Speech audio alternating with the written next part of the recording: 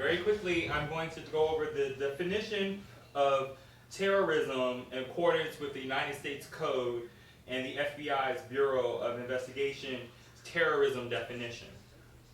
18 of the U.S. Code 2331 defines international terrorism and domestic terrorism for the purposes of 113B of the code entitled Terrorism. International terrorism means activities with the following three characteristics. They involve violent acts or acts dangerous to human life that violate federal and state law.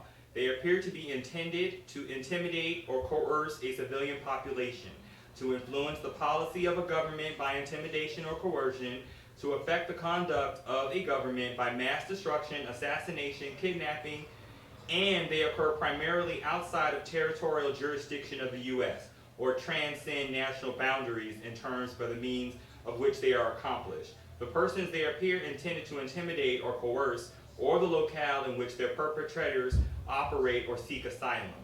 Domestic terrorism means the activities with the following three characteristics. They involve dangerous acts of human life that violate federal or state law.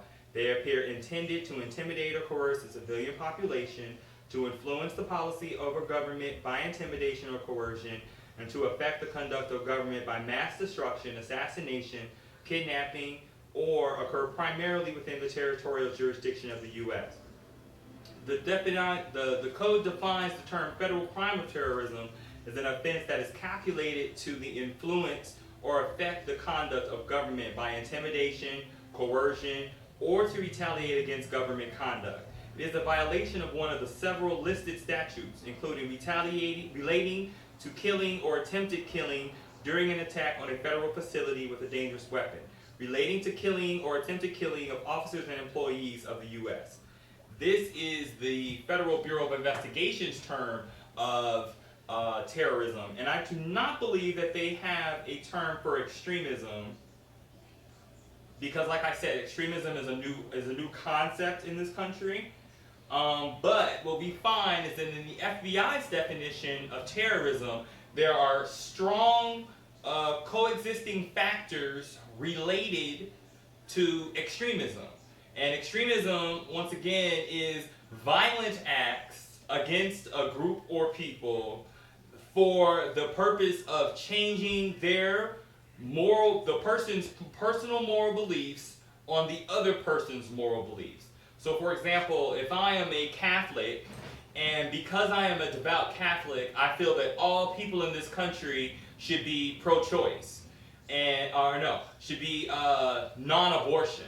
So that everyone in this country should not commit the crime of killing fetuses inside their bellies.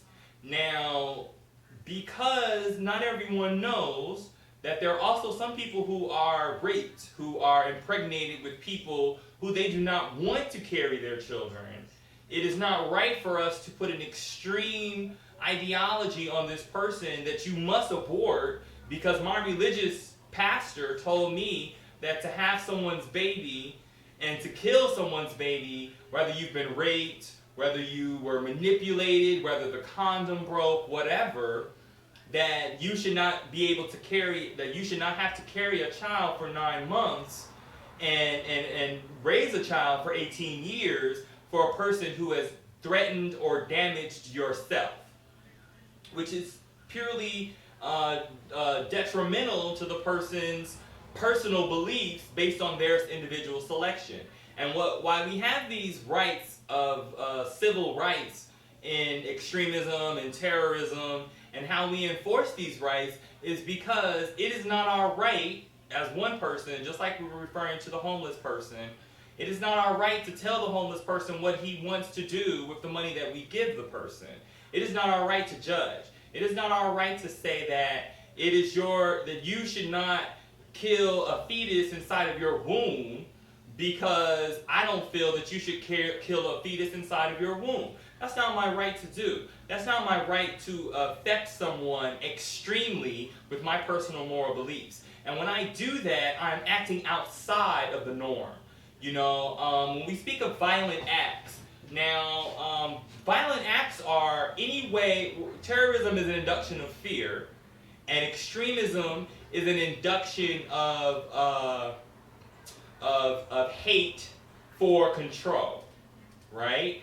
And if it is this induction of hate for control, when we have a person that has a personal moral belief and they utilize all of their resources and powers to support one thing, what typically happens is the most effective ways and means of supporting society is put to the side because our focus is on this one particular thing.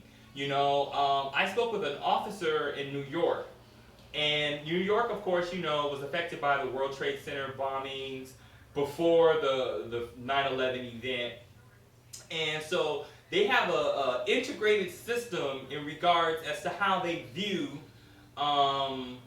Islamic populations.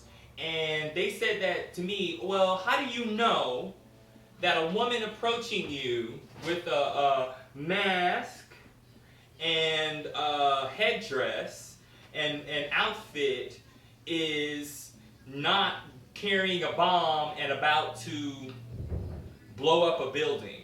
And I feel as though because I'm a cop and I see that, I should shoot. Well, first of all, that is an extremist ideology. That cop, if he shoots that person for doing that, he could lose his job. He could lose his pension. He could lose a lot. He could lose his badge because purely he is acting extremist against a person that he purportedly thinks is a terrorist. He has no literal evidence, which is why in a lot of investigations in this country, we don't have people that we consider terrorists or extremists. We have people that we consider people of interest. The term people of interest is a person that specifically fits into a category where they could be this kind of way, or they could be a criminal, or they could be this way. So you can investigate, but if there's no findings,